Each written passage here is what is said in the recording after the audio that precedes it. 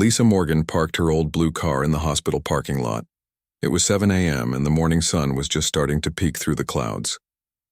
Lisa grabbed her lunch bag and coffee mug from the passenger seat. She was tired but ready for another day of helping people.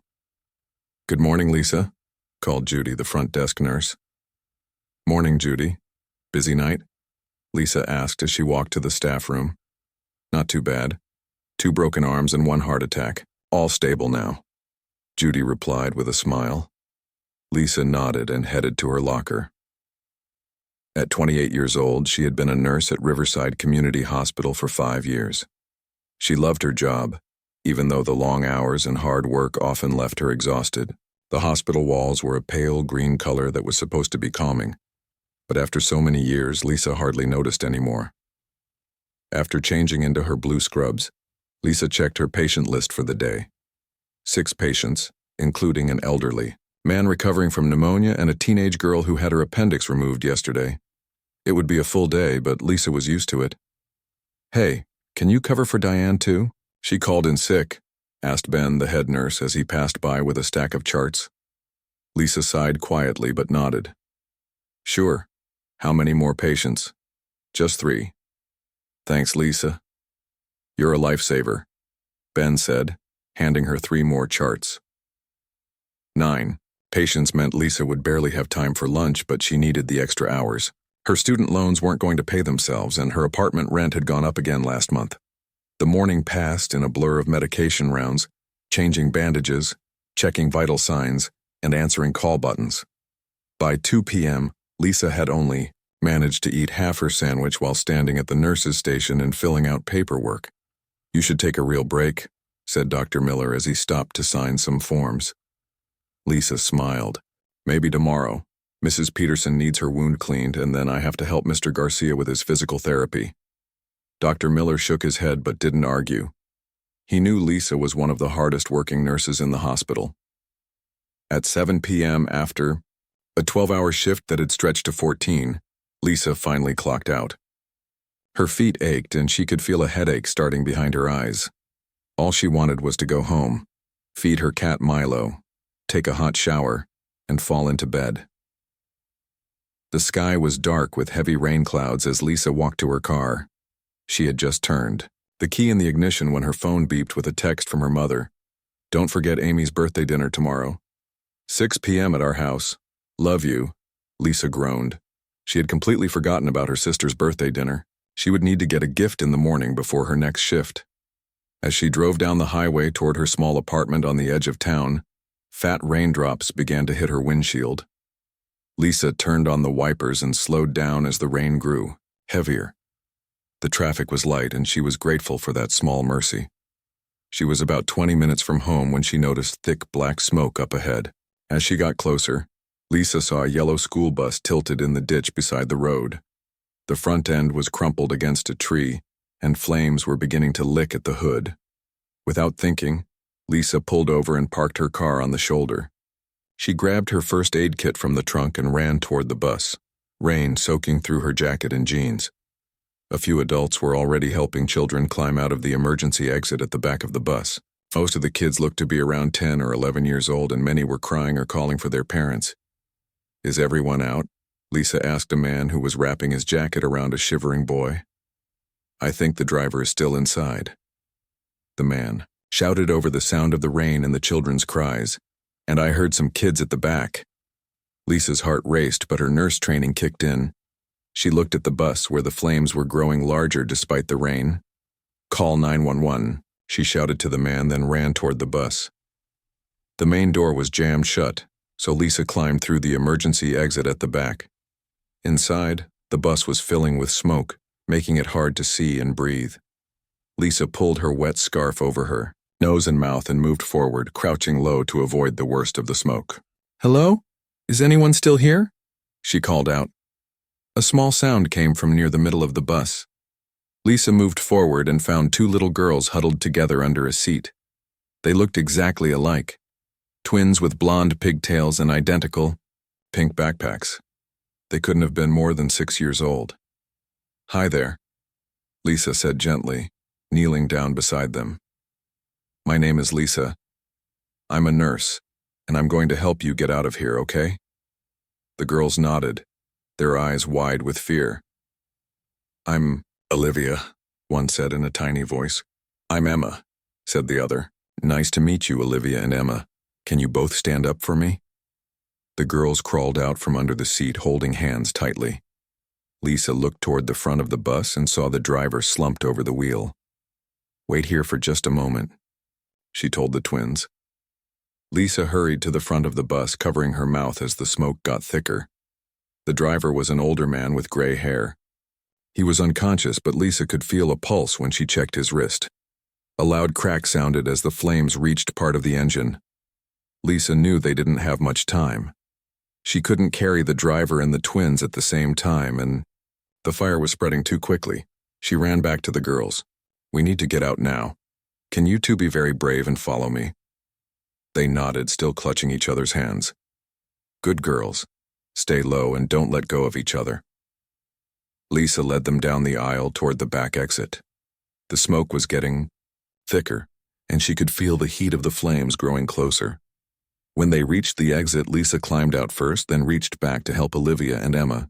There are still people inside, she shouted to a woman who was comforting some of the other children. The driver is unconscious at the front. As soon as the twins were safely away from the bus, Lisa turned to go back for the driver, but a huge whoosh of flames burst from the front of the bus. The heat pushed her back, and she knew it was too late. Sirens wailed in the distance, growing louder. Fire trucks and ambulances were coming, but they wouldn't arrive in time for the driver. Lisa felt a wave of sadness and guilt wash over her, but she knew she had to focus on helping the children who had made it out. She knelt down beside Olivia and Emma, who were shivering in the rain. Are you hurt anywhere? She asked, looking them over for injuries. Both girls shook their heads. Is Mr. Frank going to be okay? Olivia asked, looking at the burning bus. Lisa didn't want to lie to them. The firefighters are coming to help him, she said. Let's get you two somewhere dry. She led the twins to her car and turned on the heater. From her trunk, she got out the emergency blankets she kept in her first aid kit and wrapped them around the girls' shoulders.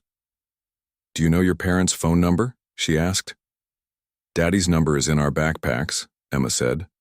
Miss Taylor made us memorize it too. It's 555-7823, Olivia added. You're both very smart, Lisa said with a smile, taking out her phone. What's your last name? Grant, they said together. Lisa dialed the number and a deep voice answered on the second ring. Hello? Hello, my name is Lisa Morgan. I'm a nurse and I'm with Olivia and Emma Grant. There's been a school bus accident on Highway 16, about a mile past the River Road exit. There was a sharp intake of breath on the other end of the line. Are they hurt? The man asked, his voice tight with worry. They appear to be fine, just scared, Lisa assured him. Emergency services are arriving now. We'll probably take all the children to Riverside Hospital for checkups. I'm on my way, the man said. Please stay with them until I get there. Of course, Lisa promised. As she hung up, the first ambulance pulled up, followed by 2 fire trucks. Paramedics rushed to check on the children, while firefighters tackled the blaze. Lisa stayed with Olivia and Emma as a paramedic examined them. The girls refused to let go of Lisa's hands, so she sat between them in the ambulance as they were taken to the hospital. Little did Lisa know that this rainy evening would change her life forever. The father of these twin girls was not just any worried parent rushing to the hospital. He was Nathan Grant, the founder of Horizon Technologies and one of the richest men in the country. And he was about to meet the woman who had saved his daughters from a burning bus after working a 14-hour shift at the hospital. But for now, Lisa was simply doing what came naturally to her, caring for those who needed help, unaware that her kindness would soon be repaid in ways she could never imagine. The emergency room at Riverside Hospital was busy with children from the bus accident. Doctors and nurses moved quickly between beds, checking each child for injuries. Lisa sat between Olivia and Emma on a hospital bed in the corner. The twins still held her hands tightly. When will Daddy come? Emma asked, her voice small and tired. Soon, Lisa promised. The doctor just needs to make sure you're both okay first. Dr. Carter, a kind woman with gray hair, checked the girls for injuries, She shined a light in their eyes and listened to their breathing. "You two are very brave," Dr. Carter said with a smile. "Everything looks good, but we should watch for signs of smoke in your lungs." Lisa nodded. As a nurse, she knew that smoke inhalation could cause problems hours after an accident. "Can Miss Lisa stay with us?" Olivia asked the doctor. "Of course, if she wants to," Dr. Carter replied, looking at Lisa with raised eyebrows. Lisa smiled at the twins. She was tired after her long shift, and her wet clothes were uncomfortable.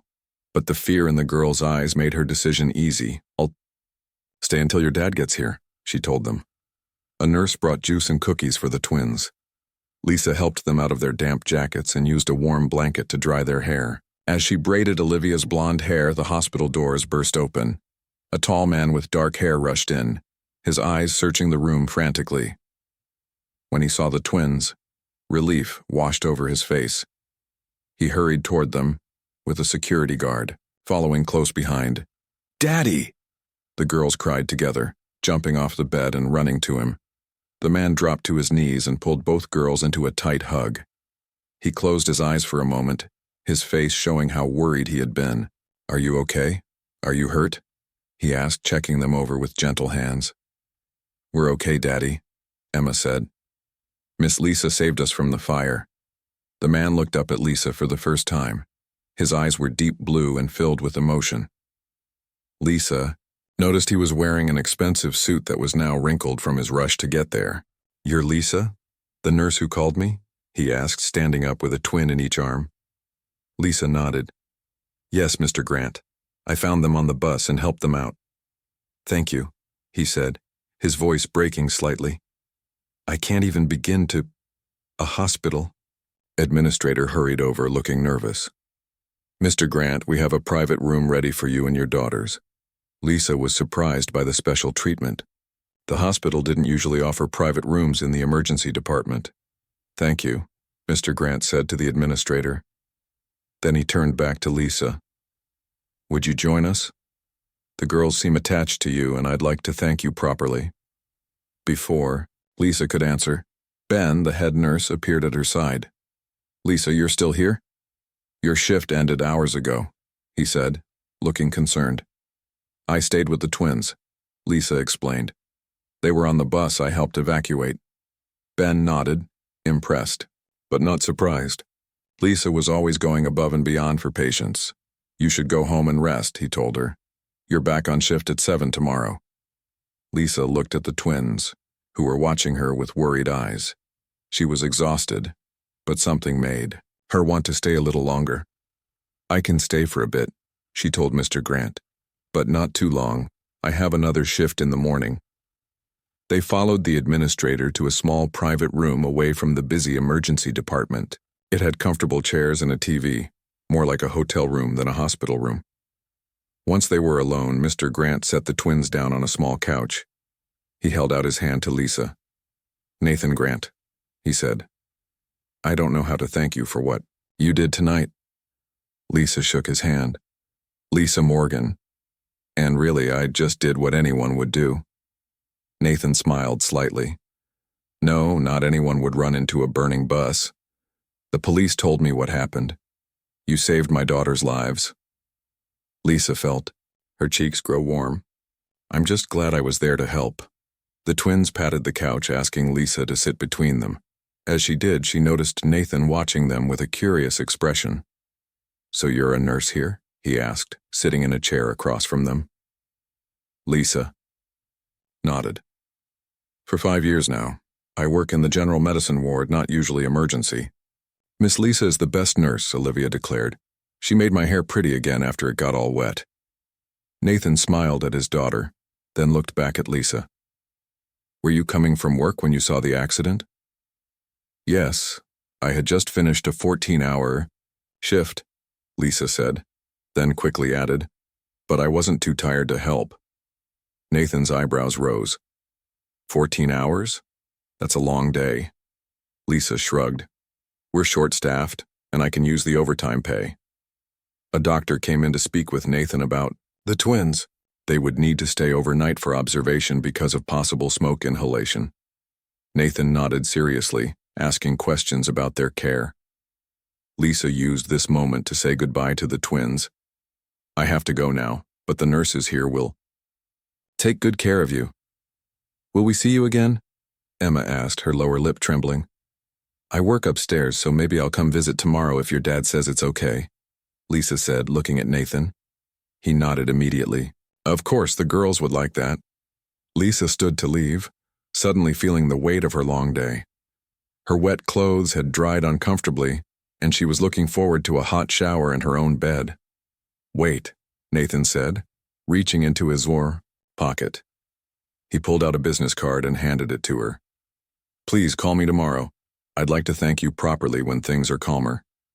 Lisa took the card.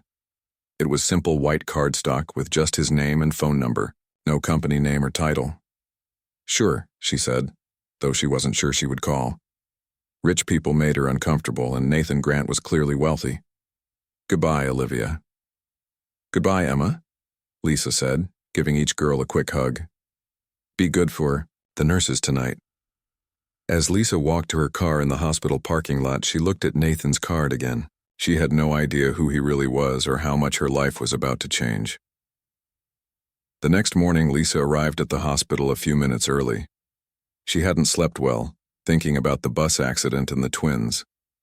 Before starting her shift, she went to the children's ward to check on them. When she reached their room, she was surprised to find it filled with toys, flowers, and balloons. The twins were sitting up in their beds, looking much happier than the night before. Miss Lisa, they called when they saw her. Lisa smiled and entered the room. Good morning. You two look better today. Daddy brought us toys, Olivia said, holding up a new stuffed bear. And look at all the flowers people sent, Emma added. Lisa looked around, amazed by the display. Wow, that's a lot of flowers. Where is your dad? He went to get coffee, Emma said. He stayed all night in that chair. She pointed to a recliner in the corner with a blanket thrown over it. Lisa checked the medical chart at the foot of Emma's bed. Both girls were doing well and would probably go home that afternoon. As she was reading, the door opened. Nathan walked in carrying a coffee cup. He looked tired but smiled when he saw Lisa. Good morning, he said. I hoped you might stop by. Just checking on my favorite patients before my shift, Lisa replied with a smile for the twins. Nathan put down his coffee and reached into his jacket pocket. I have something for you, he said, pulling out an envelope. Lisa looked at it with confusion. What's this? Just a small thank you, Nathan said, holding it out to her. Please, take it. Lisa hesitated, then took the envelope. When she opened it, she gasped. Inside was a check with more zeros than she had ever seen. I can't accept this, she said, trying to hand it back. Please, Nathan said quietly. What you did for my girls, it's priceless to me. This is nothing compared to that. Lisa shook her head. I appreciate the thought, Mr. Grant, but I was just doing my job. I don't need a reward. Nathan studied her for a moment, then nodded slowly. I respect that, but I still want to thank you somehow. Before Lisa could respond, her pager beeped. She checked it and sighed. I have to go. My shift is starting. Will you come back later? Olivia asked. If I can, Lisa promised. She handed the envelope back to Nathan. It was nice meeting you, Mr. Grant.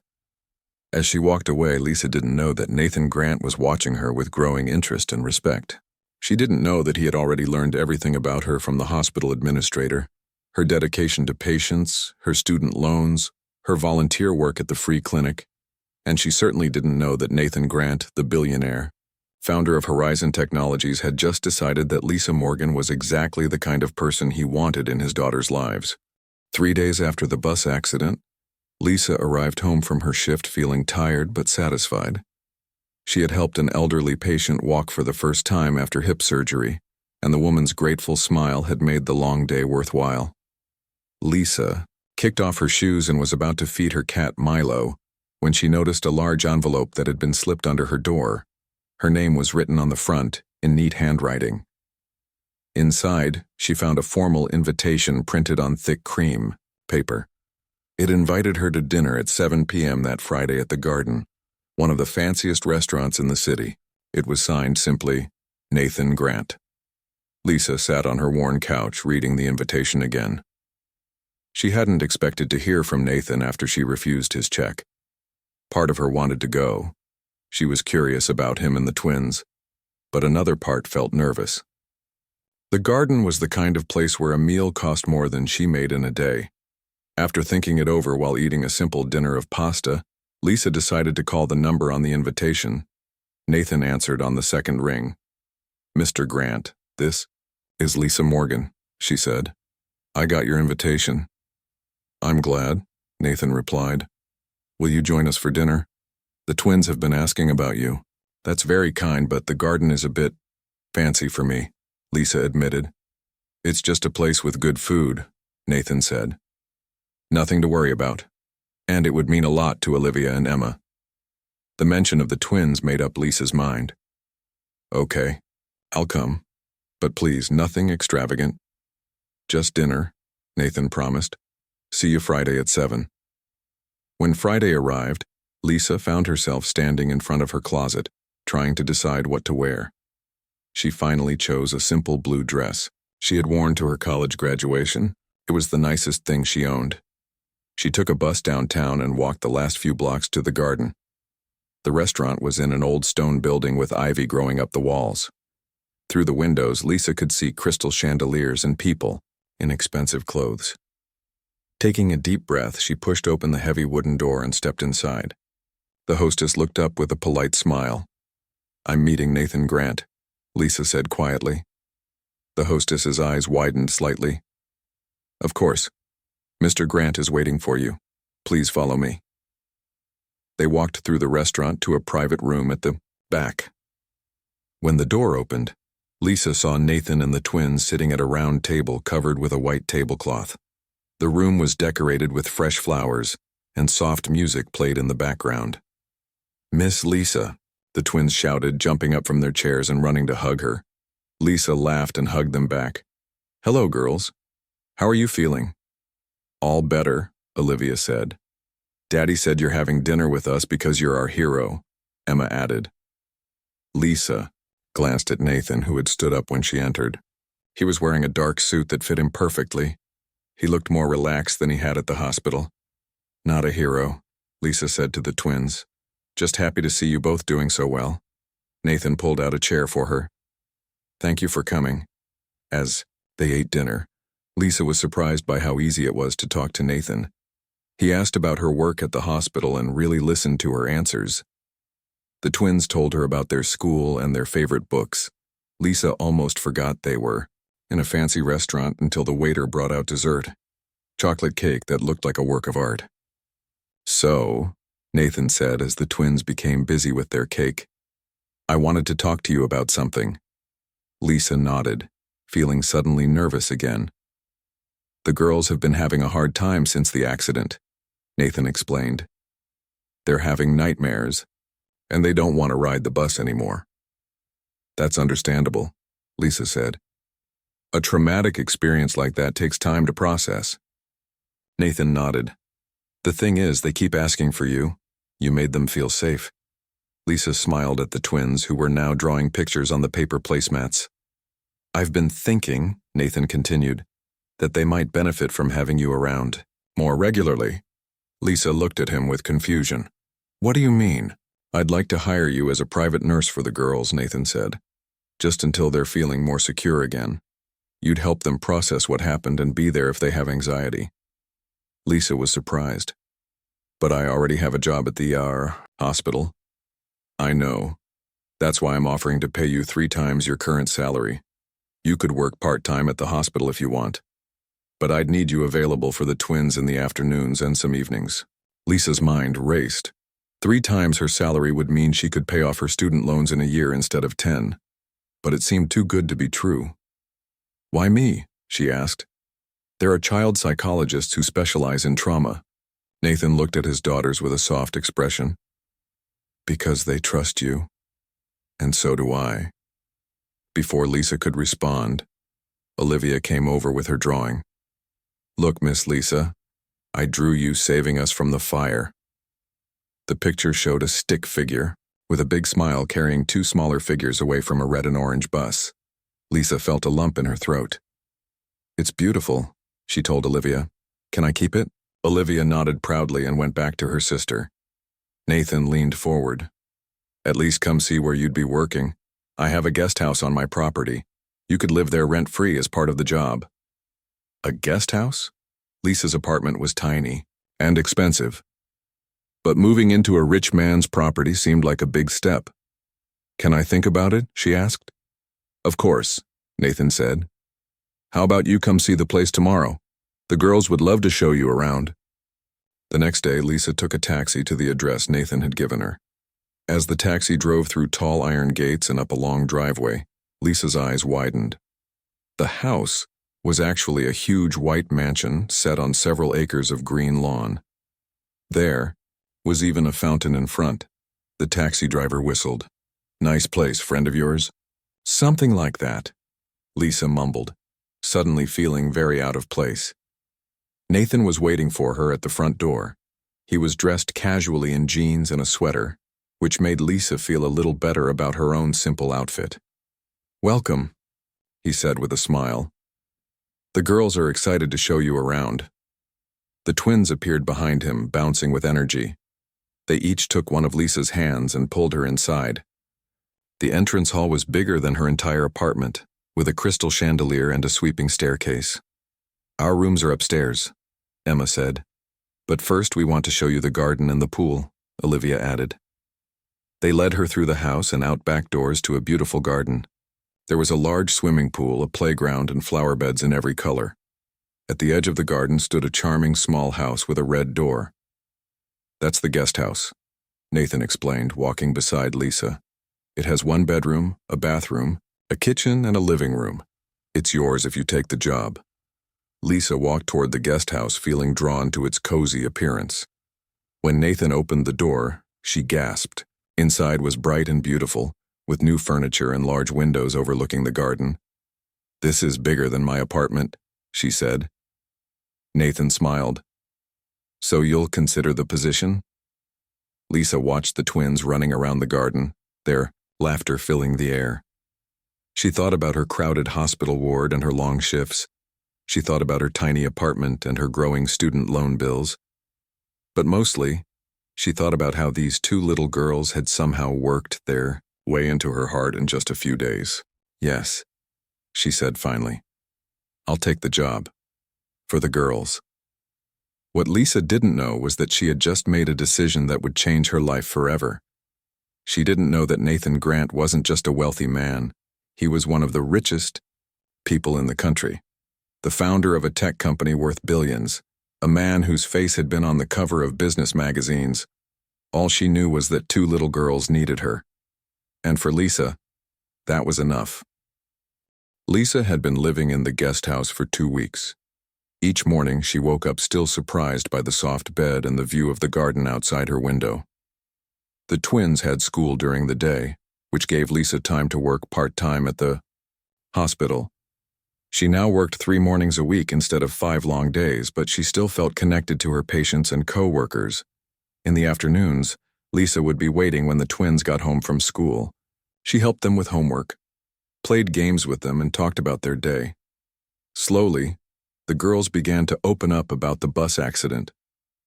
"I was so scared," Emma said one day as they sat on a blanket in the garden. "I thought we were going to die." "Me too," Olivia admitted quietly. "But then you came, Miss Lisa."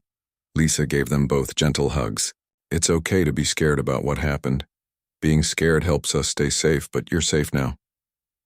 Every evening, Lisa would help the twins get ready for bed.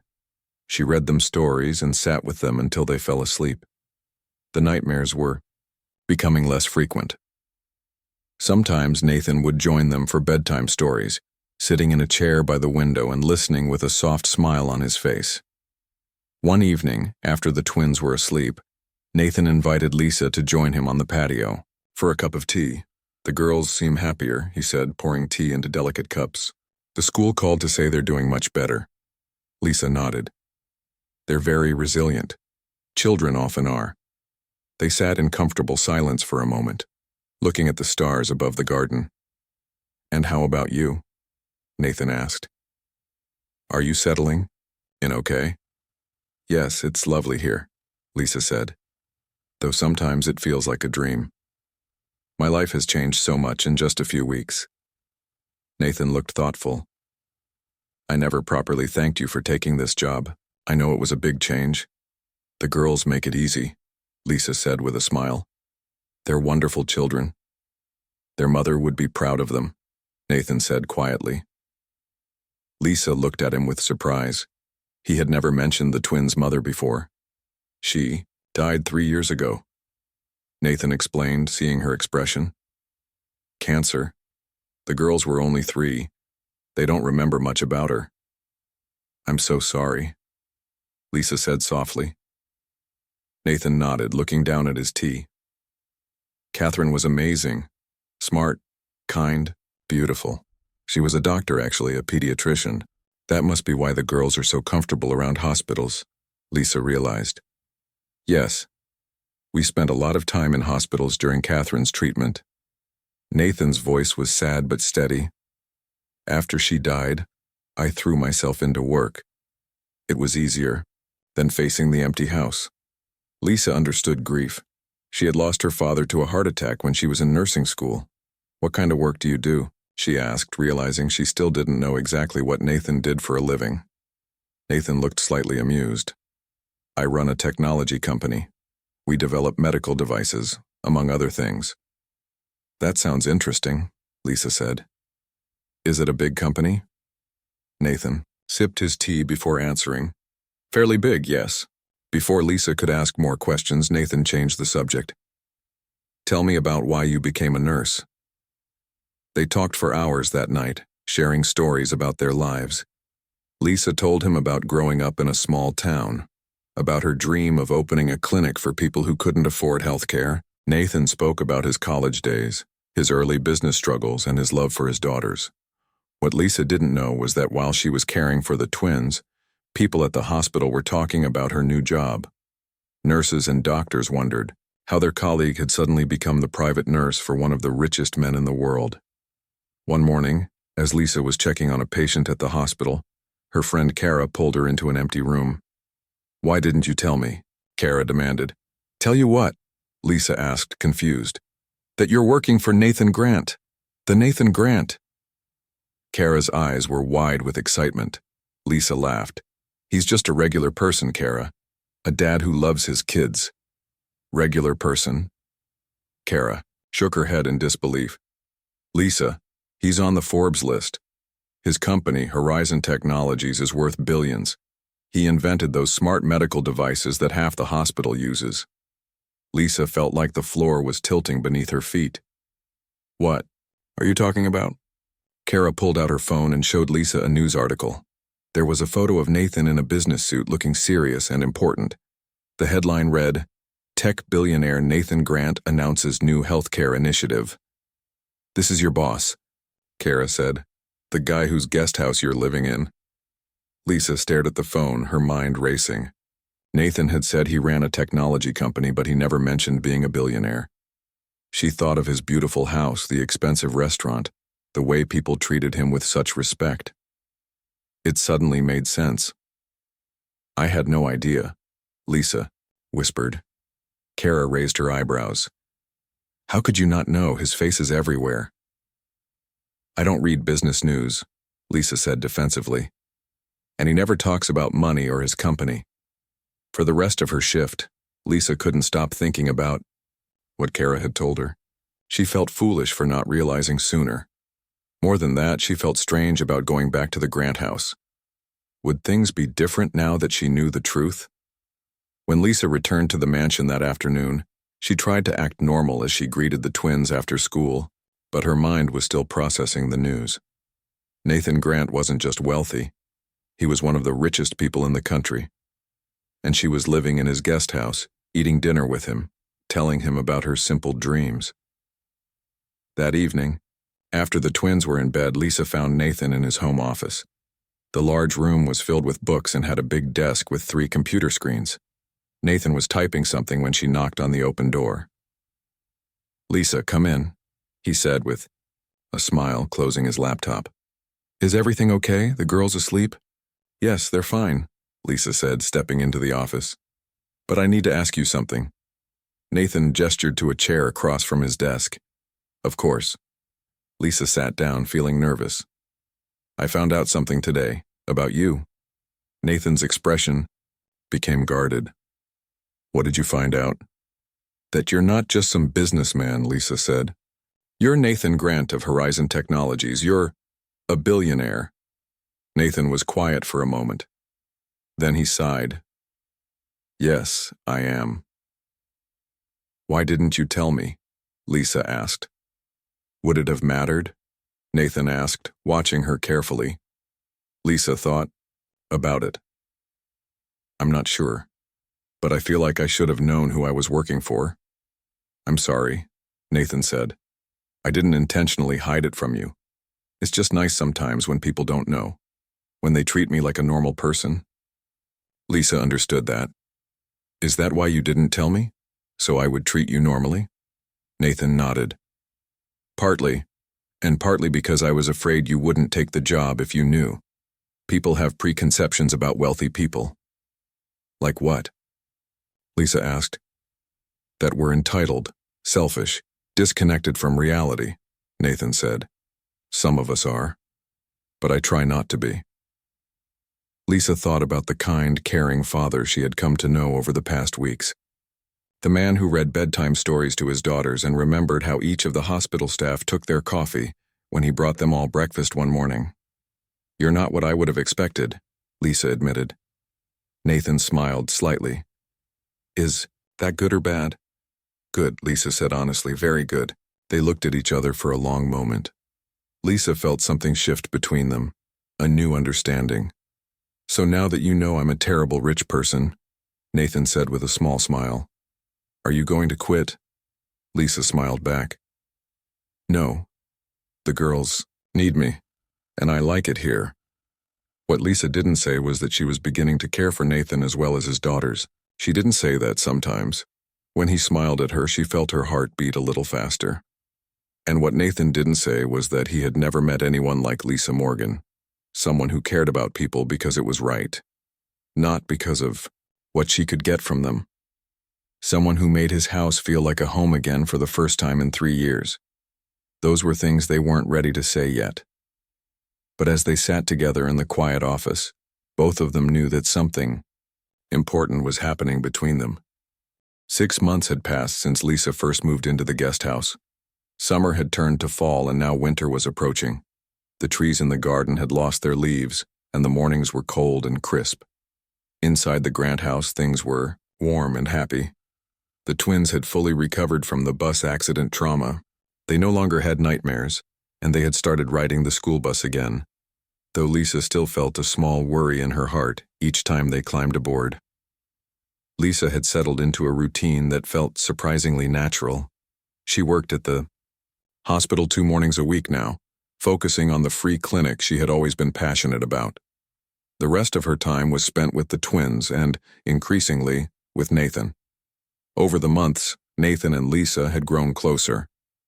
They often sat together in the evenings after the twins were asleep, talking about their days or watching movies. Sometimes they would take walks in the garden, planning improvements to the playground or discussing books they had both read.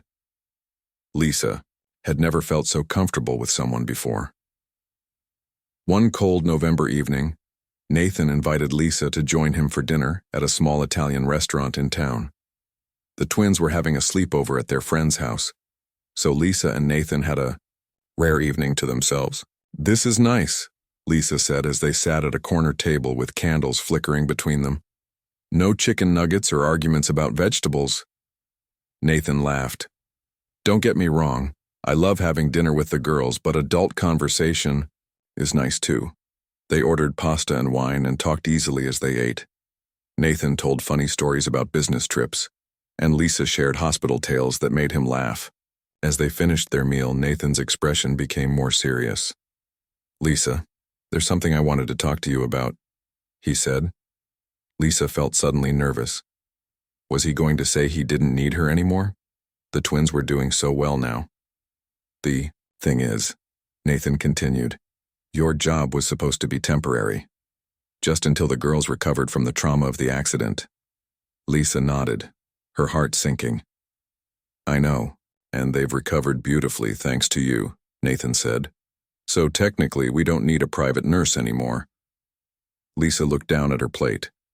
She had known this day would come, but she wasn't prepared for how sad it made her feel. The thought of leaving the twins and Nathan hurt more than she had expected. I understand, she said quietly. I'll start looking for a full-time position at the hospital again. Nathan reached across the table and took her hand. That's not what I'm saying at all. Lisa looked up confused. I'm saying that we don't need a nurse anymore, Nathan explained. But we need you. The girls need you. I need you. What do you mean? Lisa asked. I mean that over these months you've become more than a nurse to us. You've become part of our family. Nathan's eyes were warm and sincere. The twins love you, and He paused, taking a deep breath. I've fallen in love with you, Lisa. Lisa stared at him, her heart racing. Had she heard him correctly? I know this might seem sudden, Nathan continued when she didn't speak. Or maybe inappropriate because I've been your employer. But I can't pretend anymore that what I feel for you is just friendship or gratitude. Nathan, Lisa began, not sure what to say. You don't have to say anything right now, Nathan said quickly. I just wanted you to know how I feel, and to ask if you might consider staying, not as the twins' nurse, but as whatever you want to be. My friend, at least. Maybe someday. Something more. Lisa looked at this man who had come to mean so much to her. The kind father who read bedtime stories in different voices for each character. The brilliant businessman who still made time to volunteer at the local food bank. The grieving widower who had opened his heart again. I love them too, Lisa said softly. The girls. They've become like family to me. Nathan nodded, waiting for her to continue. And you? Lisa felt her cheeks grow warm. I think I've been falling in love with you too. I just didn't let myself admit it because you were my boss and because... She hesitated. Because I'm rich? Nathan guessed. Lisa nodded. It still feels strange sometimes. Your world is so different from mine. Is it really? Nathan asked. We both care about the same things. Family, helping others, making a difference. The money just means I can do some things on a larger scale. Lisa thought about that. It was true that despite his wealth, Nathan's values were simple and genuine, much like her own. So what happens now? She asked. Nathan smiled. That's up to you, but I have an idea if you're interested. The next day, Lisa sat with Nathan in his office as he showed her plans on his computer. They were blueprints for a new medical clinic in the poorest part of the city. Horizon Technologies is funding it, Nathan explained, but it needs a director, someone with medical experience who really cares about helping people who can't afford health care. Lisa stared at the screen, recognizing her own dream taking shape before her eyes. You want me to run this clinic? Only if you want to, Nathan said. You've talked about this dream for months. I have the resources to make it happen, but you have the heart and the skills to make it work. Tears filled Lisa's eyes. Nathan, I don't know what to say. Say yes, he said simply. To the clinic and maybe eventually to us. 1 year later, Lisa stood in the garden of the Grant house, now her home too. She wore a simple white dress and flowers were woven into her hair. The twins, now 7 years old, stood beside her in matching blue dresses, holding small bouquets of daisies. Nathan waited under an arch of flowers, his eyes never leaving Lisa as she walked toward him. Friends and family sat on white chairs on the lawn, smiling as the nurse who had once rescued 2 little girls from a burning bus now joined their family officially. I never imagined this would be my life, Lisa whispered to Nathan as they exchanged rings. Sometimes the best things happen when we least expect them, he replied. After the ceremony, Lisa looked around at the scene before her.